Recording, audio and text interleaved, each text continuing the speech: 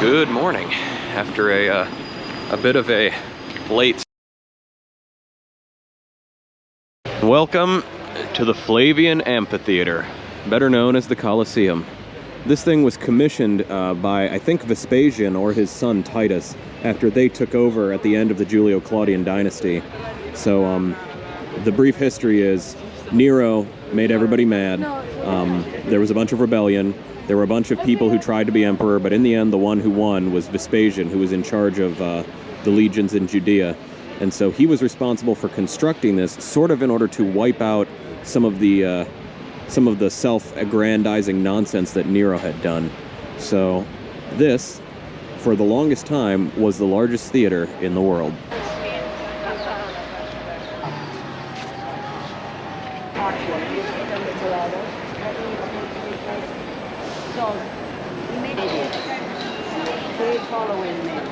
This is the Gladiators' Gate, where the gladiators would have entered the Colosseum.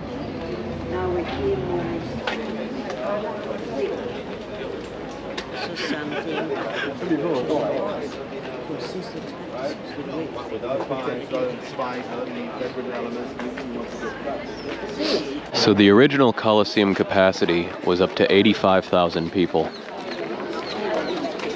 Imagine all of those stands cheering while somebody fought a lion or another man. This must have been a wild place.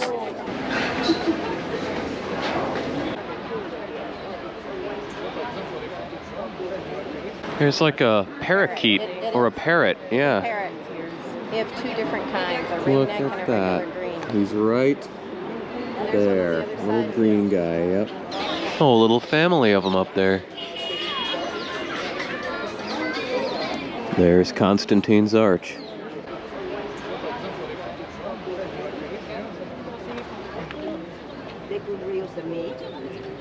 That podium over there is where they used to keep the giant statue of Nero. And here is the incomplete side, where the outer walls collapsed. Apparently, a few days ago, some marble fell off the Arch of Constantine in a storm. Nothing lasts forever. And now we get to walk the sacred road, the Via Sacra. There's the Arch of Titus. And if you look in there, I don't know how well it shows up on the camera, there is the candelabra taken from the Temple of Jerusalem. This is to celebrate Titus's destruction of the Jerusalem Temple that began the diaspora of the Jews. And here we're on the Palatine Hill, which is supposedly where Romulus and Remus founded the city and where the emperors themselves used to live.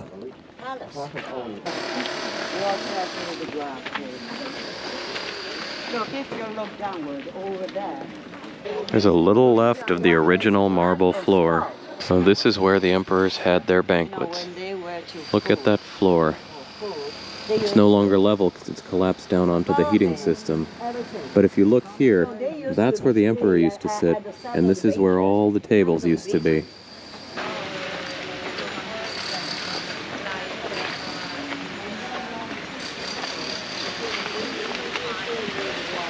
This is a fountain from the Flavian portion of the palace. That's the fountain of the Amazons, and look at how big all of this is. There's another fountain here, but today it seems to just be a little garden. Here's the former meeting hall, audience hall of the Roman emperors. I'm pretty sure this is right where they would sit.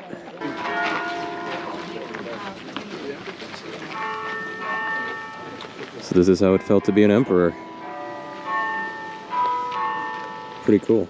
And here's a huge foot. I'm imagining that there was a big statue right here. Here's the Farnese Rose Garden.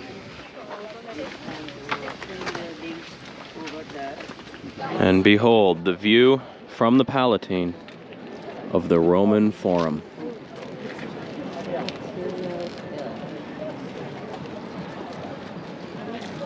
Off in the distance, there's the Colosseum.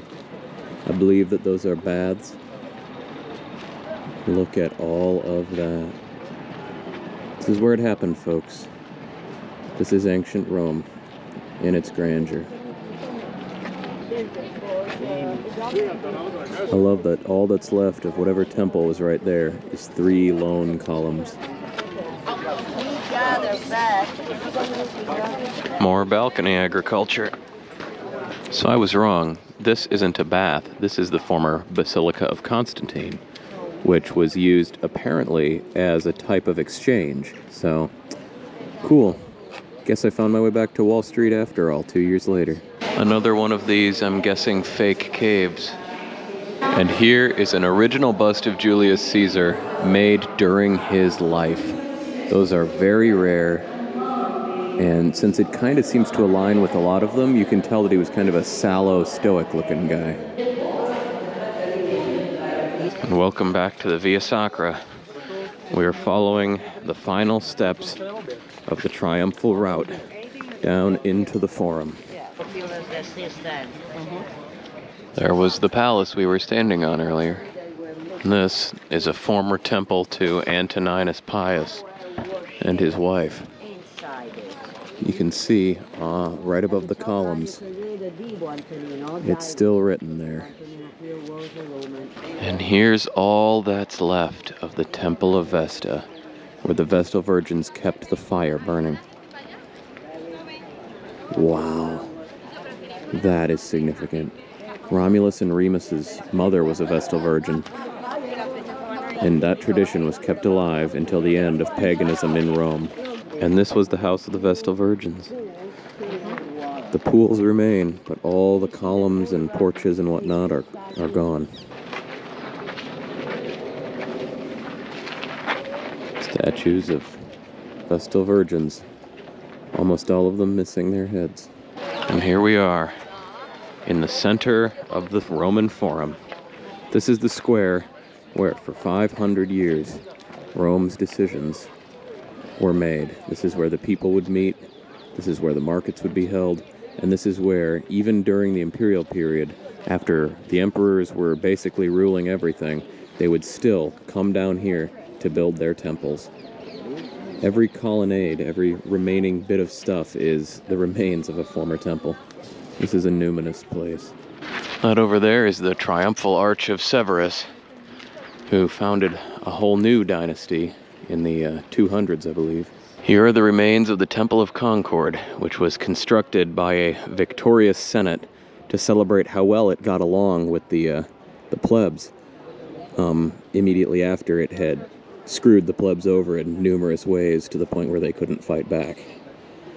That's an irony only a politician could come up with.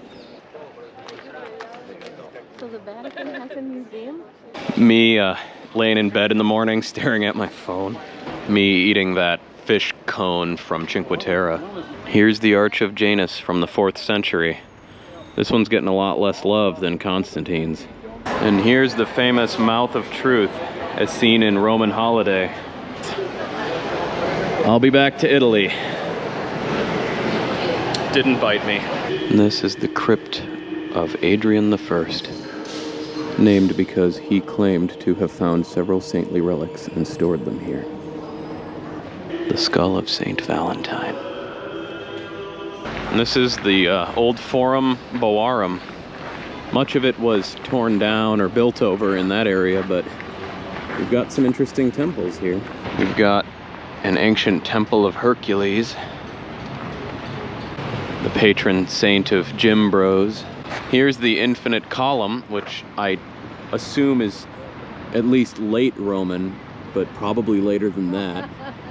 And here, behind these bushes with the lovely little flowers, is the Temple of Portunus, which dates as far back as the 3rd or 4th century BC. This was constructed while Rome was still struggling to take over its immediate neighborhood. You can totally see the Greek influence. Look at those Ionic columns. It's also amazing how the ones on the front look like they've been worked on and restored, while the ones on the side are decidedly in rougher shape. And here is the Tiber, the river that runs through Rome. And there are fragments of the old Pons Aemilianus, which was the ancient Roman bridge across it. That over there is actually the Isola Tibera, the Tiber Island. Right now there's a hospital there, and in ancient times there was a temple to Asclepius, who was the god of healing. So it's amazing that after 2,000 years, it's still considered a place where you go to try and get better. Here is the Circus Maximus. Back 2,000 years ago, this was the long, narrow stadium where they would run the chariot races. They'd go all the way to one end, do a tight turn, come all the way back. This one was actually, I think, to a large extent, upgraded and built out by Caligula as a way of currying favor with the Roman people. I've been told this is a wonderful place to go for morning runs, but as with every other thing in this city right now, it is under construction, so bully for me. Now we're passing under the remains of the Claudian Aqueduct. So what did we think of the Colosseum and the Forum? It was awesome. It was awesome? It was great, Very yeah. I think it was impressive. so much history. We could live there Excellent for about a history year lesson. to study it. Yep. Right? Yeah. Yeah, I feel like any one of those monuments one could have made a trip out of, and Absolutely. yet there were Several. yeah, like every way you turned there was another It was awesome. ruin. So Yep. yeah, all I in all, recommend it. really neat. More tomorrow. More tomorrow. More tomorrow. So yeah, we're gonna go get dinner in a couple hours, so I think for today I'm gonna sign off.